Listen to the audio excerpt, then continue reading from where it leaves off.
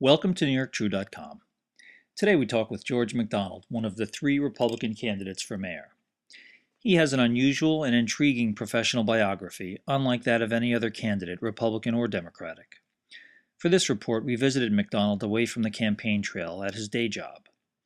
Nearly 30 years ago, as New York City faced an explosion in its homeless population, McDonald and his wife Harriet Carr McDonald founded the Doe Fund, a private organization which he continues to run today. The Doe Fund's stated mission includes helping, quote, homeless and formerly incarcerated individuals achieve permanent self-sufficiency, close quote. McDonald's experience and outlook do not easily fit typical Republican or Democratic notions. He is a social activist running a major social services provider, a background you might expect to be more in common with Democrats. He is, however, dismissive of the government's ability to directly provide effective social services, a view far more at home in the Republican Party, and his organization runs on a free enterprise model, with the premise that, quote, a job is the best social program in America. It was Take Your Daughters and Sons to Work Day when we visited the Doe Fund, and McDonald appeared to greatly enjoy his time with the attendees. George's own son was there, and although he didn't quite fit the age guidelines for Take Our Children to Work Day, John McDonald is the Chief Operating Officer of the Doe Fund and has been part of the Doe Fund for more than 20 years. Our discussion focused on the gap between need and available government assistance, both now and when the Doe Fund began, McDonald's experience in filling that gap, and his view on the proper role of government in providing social services. Well, it's interesting because when I started, I went to Grand Central Terminal. A woman had died of malnutrition. She starved to death in the center of the wealthiest city in the wealthiest country on the planet. And I went there just because, as a citizen, I couldn't believe that this would happen.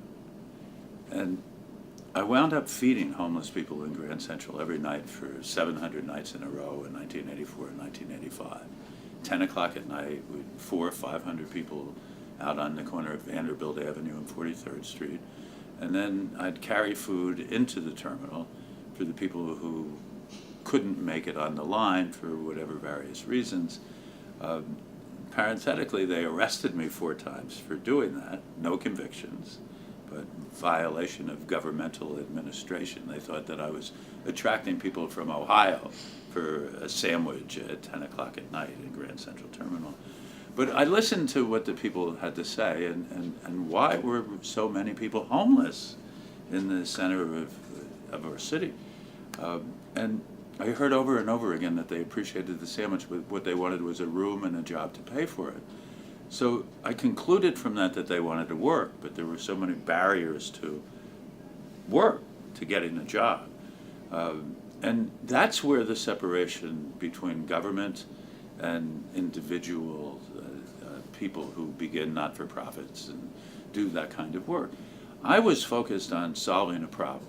The government has silos. So, for example, today the Department of Homeless Services exists tonight to house anybody that doesn't have a place to stay in the city of New York. We have an obligation, a legal obligation to do that. But the Department of Homeless Services is not there to reinvent people, for example, to give them an opportunity to work and to get their lives together and to get all of the things that they need to then be able to go themselves and get a job and to get a place to live and to support themselves. And that's what intermediaries do. So while we deal with the government, and part of what we do is actually working for the government, 2/3 of the money that we raise doesn't come from the city of New York. We earn money through revenue generating activities like the business improvement districts that we work for.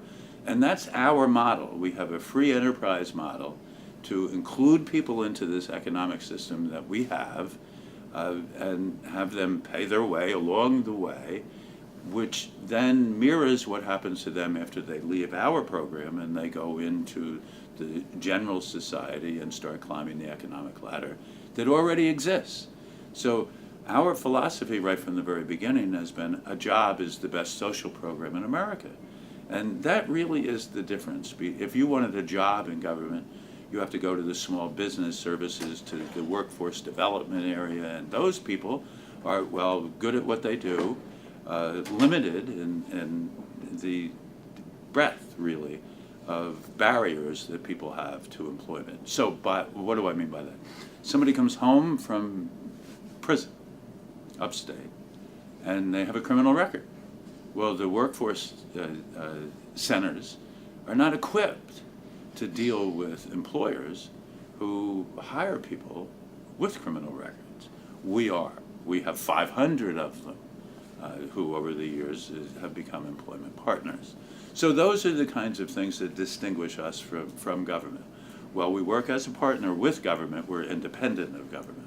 And do you think that that's the right balance, or do you think that government should be doing some of the things that you do, filling the gap of where they aren't now? Well, if you want to see how well the government does, go talk to the American Indians.